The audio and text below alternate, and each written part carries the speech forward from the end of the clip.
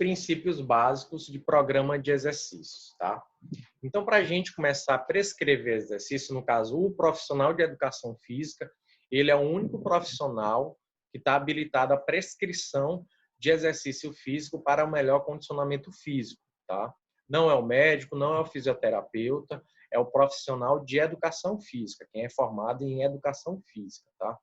E para isso, a gente precisa entender alguns princípios básicos para que a gente consiga controlar o treinamento dessa pessoa, tá bom? Quais são esses 5 princípios básicos? A sobrecarga, o princípio da progressão e continuidade, o princípio do uso e desuso, os princípios da especificidade e princípio da individualidade biológica, tá? São esses os 5 princípios que vão nortear a prescrição de exercício físico. Princípio da sobrecarga. É quando o indivíduo é submetido a um estímulo maior do que ele realmente está acostumado. Porque, geralmente, quando a gente tem uma vida sedentária, a gente está acostumado a um determinado nível de atividade física. A partir do momento que eu começo a fazer uma atividade física, a gente sofre um estímulo. E aquele estímulo, ele gera uma adaptação no nosso corpo. Ela vai adaptar vários tipos de situações, de capacidades físicas. No caso aqui do exercício, esse estímulo ele é aumentado e vai gerar o quê? Força nesse indivíduo. Como é que é esse estímulo? No caso desse exercício em si, ele pode ser o quê? Uma carga maior, um peso maior aqui nesse exercício. E isso vai gerar o quê? Uma adaptação no corpo desse indivíduo. E aquele corpo ele vai melhorar, por exemplo, a capacidade de força, no caso desse exercício em si. Princípio da progressão e continuidade. O próprio nome já está dizendo, progressão é algo que evolui, que está progredindo. E continuidade é algo que é constante, que não para, tá bom? Ele é basicamente isso daí. A gente pode ver, a partir dessa imagem, ela está mostrando justamente esse processo, tá? Aqui vocês podem observar, tem uma pessoa, esse cara aqui, ele é um exemplo desse processo de formação contínua e progressiva no treinamento. Isso daqui é uma imagem que representa um cara lá da Grécia Antiga, chamado Milo de Crotona, tá bom? Ele foi o idealizador do primeiro processo de treinamento de forma evolutiva, de forma gradual, planejada, tá certo? Aqui a gente pode ver que ele está com um bezerro. Esse bezerro, ele conseguiu pegá-lo no início de um ciclo olímpico, que são 4 anos. E ele começou a treinar com esse bezerro de forma contínua até o final do ciclo olímpico, ou seja, até o final do 4º ano, onde aconteceu a Olimpíada. E aí, nesse período, o que foi que aconteceu? O bezerro ele foi crescendo naturalmente.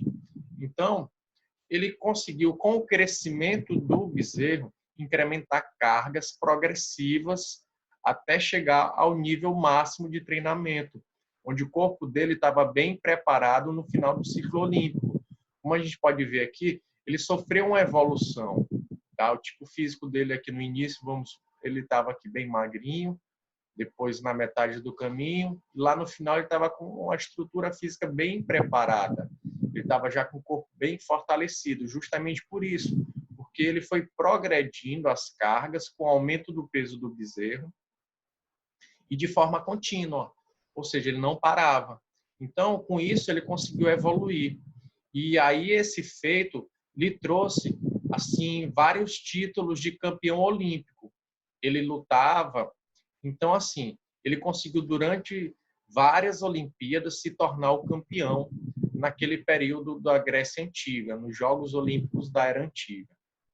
Princípio do uso e desuso. É muito simples, tá? O nosso corpo ele precisa estar em movimento. A gente nasceu para se mexer.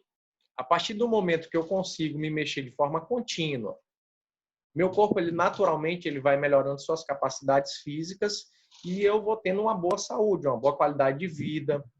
O exercício físico ele traz muitos benefícios. A gente já sabe disso. A gente sabe que previne doenças, principalmente o que? Obesidade, hipertensão, diabetes. Então, isso daí já favorece muito e melhora muito nossa expectativa de vida. tá? A partir do momento que eu deixo de fazer atividade física, eu entro no sedentarismo, meu organismo ele entra no desuso.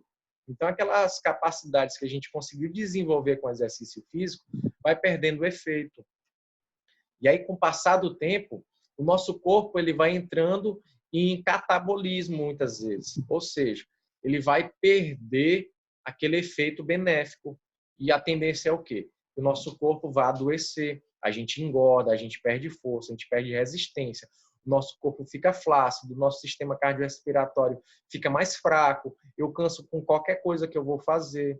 Então, tudo isso são efeitos da falta de uso, ou seja, do desuso do nosso corpo. Então, é basicamente isso. O princípio do uso, ele é o quê? Ele é o estímulo contínuo e ele vai favorecendo, vai melhorando nossas capacidades físicas.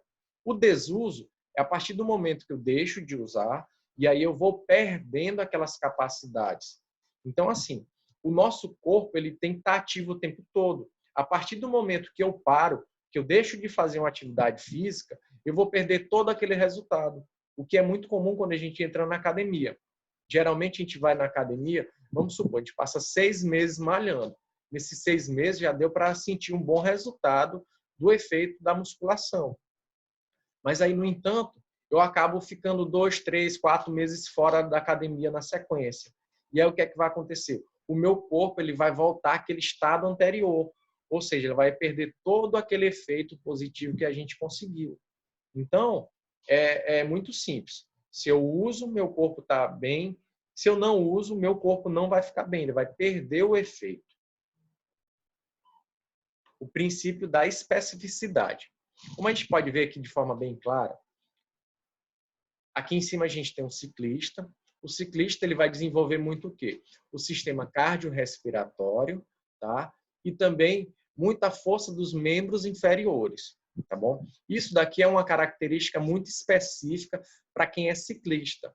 No entanto, se eu for dar uma olhada aqui na outra imagem, a gente vai ter um praticante de alongamento, geralmente de yoga ou yoga.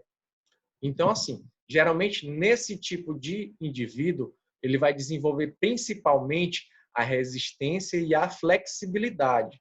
Então, já de cara a gente dá para ver a especificidade daquela atividade que está sendo desenvolvida, tá? No caso aqui, a gente vai trabalhar com outros esportes, a ginástica, o atletismo. Na ginástica, ele vai ganhar muita força, capacidade de salto. No atletismo, ele vai desenvolver muito a capacidade cardiorrespiratória, a velocidade na corrida. A natação, ele vai desenvolver uma adaptação no meio líquido, que é algo muito específico apenas do nadador. No caso aqui do lutador, ele vai desenvolver muito a força. E ainda tem outros esportes, cada esporte com sua característica específica, que nem o futebol. O futebol ele vai desenvolver uma capacidade específica de quê? De chutar. Então, a gente tem que se basear nesses princípios. Quando eu vou desenvolver uma prescrição de treinamento, eu tenho que ver qual o objetivo, a especificidade daquele exercício que o indivíduo quer desenvolver, daquela capacidade que o indivíduo quer desenvolver. E aqui a gente também tem o quê? O princípio da individualidade biológica. Ele é muito simples. A gente pode ver aqui, são pessoas diferentes, mas que têm o mesmo peso. Ele é parecido com aquela atividade que a gente viu lá na balancinha da composição corporal, né? Então, assim, isso daqui é o princípio da individualidade biológica.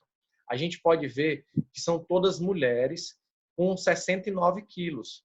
No entanto, uma é mais baixa, outra é mais alta. A resposta do exercício parece daqui vai ser diferente dessa outra aqui. Então, assim, cada organismo ele reage de uma forma diferente a um estímulo. Às vezes eu posso levantar 5 quilos, só que para mim vai ser fácil, vai ser muito leve. Mas para outra pessoa pode ser que seja muito pesado, os mesmos 5 quilos. Então a resposta do corpo é diferente. Então, às vezes, um exercício que a gente vê sendo praticado por alguém, ele pode não ter o mesmo efeito para a gente. É aí que está o erro. Olha só, muita gente hoje em dia se baseia em pegar atividade física lá pelo YouTube. Vai lá, eu quero fazer atividade física em casa, agora nesse período da quarentena. Aí eu vou lá no YouTube e vou procurar uma atividade que vai desenvolver, por exemplo, perder barriga. Aí eu vou fazer um monte de exercício lá para perder barriga. Aí eu pego, geralmente, um vídeo que o cara está mais forte, a mulher está mais bonita, com a barriga mais sequinha. Geralmente, aquelas pessoas elas estão muito treinadas já, para estar naquela condição. E aí, eu vou querer fazer os mesmos exercícios, sendo que eu não tenho a mesma capacidade física. Então, assim, vai ter muita coisa interferindo no resultado. Às vezes, a condição física, o tipo físico, o meu estado emocional também conta. São características que vai interferir muito no resultado do exercício, no resultado que a gente quer alcançar, fazendo aquele exercício específico. Então, por isso que é errado eu ir lá no YouTube e pegar uma sequência de musculação ou de qualquer outro exercício que o atleta, aquele cara lá, aquele personal ou aquela influencer está fazendo e eu vou executar da mesma forma. Só que às vezes eu posso me lesionar porque o cara já tem um nível de treinamento muito mais avançado e eu não consigo atingir aquele mesmo efeito. Então são cuidados que a gente tem que ter, tá?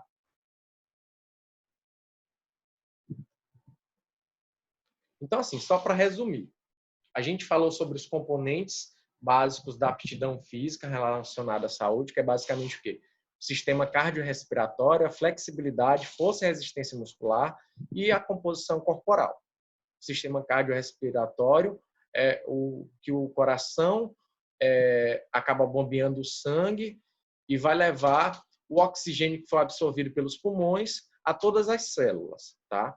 E esse sistema, ele melhora com a prática de atividade física, porque com o passar dessa prática, o coração vai sofrendo adaptações, o pulmão vai sofrendo adaptações e melhora a eficiência da absorção de oxigênio no nosso corpo, facilitando com que aumente a capacidade de produzir energia, tá certo? A flexibilidade é basicamente a capacidade de realizar um movimento no maior grau articular, fazer movimentos que consigam nos trazer um pouco mais de mobilidade, por exemplo, tá bom? Aí depois tem o quê? A força e a resistência muscular. A força e a resistência muscular são muito simples de entender. A força é a capacidade de mover um objeto de um local para o outro. A resistência é a capacidade de manter o objeto, ou então a postura, durante uma maior quantidade de tempo, tá certo? E por último, a composição corporal é como o nosso corpo é feito, é constituído. Se ele tem muita massa muscular, muito tecido adiposo, se ele tem uma quantidade de minerais que é basicamente contida nos ossos, elevada ou mais baixa. Isso daí faz parte da composição corporal, tá bom? E depois a gente falou sobre os princípios básicos do programa de condicionamento físico, que é o quê? O princípio da sobrecarga. É quando eu aumento o estímulo para que meu corpo ele tenha uma resposta de adaptação àquele estímulo, tá bom? Progressão e continuidade. O nome diz progressão, ele está progredindo, ele está aumentando, está melhorando, tá bom? Continuidade é algo que não para, que a gente faz de uma maneira constante, tá bom? O princípio do uso e desuso é muito simples de entender. Se eu uso, eu melhoro minhas capacidades. E se eu deixo de usar, aquelas capacidades vão se perdendo com o tempo, tá bom? O princípio da especificidade é algo muito relativo àquela atividade em si que o indivíduo vai fazer. O corredor, por exemplo, ele vai desenvolver a capacidade cardiorrespiratória, tá bom? O corredor de maratona. No caso, um praticante de musculação, ele vai desenvolver muito o quê? A força, dependendo do objetivo que ele está treinando. Então, isso daí é a especificidade da atividade física. E, por último, a gente falou sobre o princípio da individualidade biológica, que quer dizer basicamente o quê? Que meu corpo vai ter uma resposta, o teu corpo vai ter uma resposta diferente. Por quê? Porque tem vários fatores que vão interferir naquela resposta, tá bom? Pode ser que um determinado peso seja leve para um e seja pesado para outro, tá bom? Porque depende de vários fatores que vão interferir na resposta daquele indivíduo àquele estímulo, tá bom? É basicamente isso. E eu fico por aqui. Um abraço, pessoal. Valeu!